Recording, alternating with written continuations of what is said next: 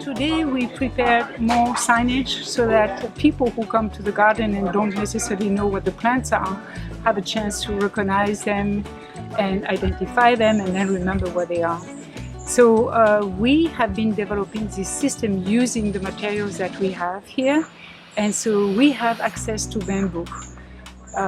We go from harvesting that bamboo, the giant Japanese bamboo, that we then cut in pieces just about that size, and then we have that system of getting the font from our computer. Is actually a typewriter font, and then we lay the pattern of the font and of the words directly on a piece of carbon that is then just imprinted on the piece of bamboo, so that then once we lift it, we can actually follow the line to drum it.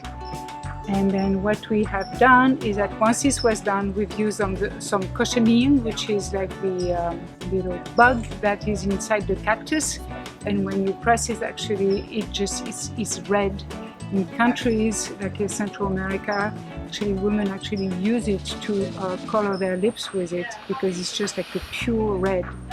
And so what we did is that once the groove was made with the drum on, with the words, then we just applied this cochineal that gave that tint to the whole word.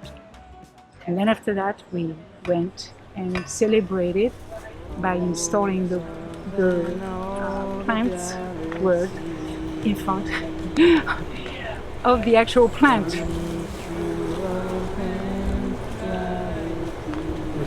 I learned about the birdhouse from a friend, and this was my first visit today. It's been so inspiring. I had a chance to learn about gray water recycling and about how mulch becomes earth and about the living matter in the earth. I learned about so many of these beautiful plants that are aromatic and very healing and very restorative for the earth and for the people that are here in Los Angeles. So if you haven't come to the birdhouse, I would recommend a visit.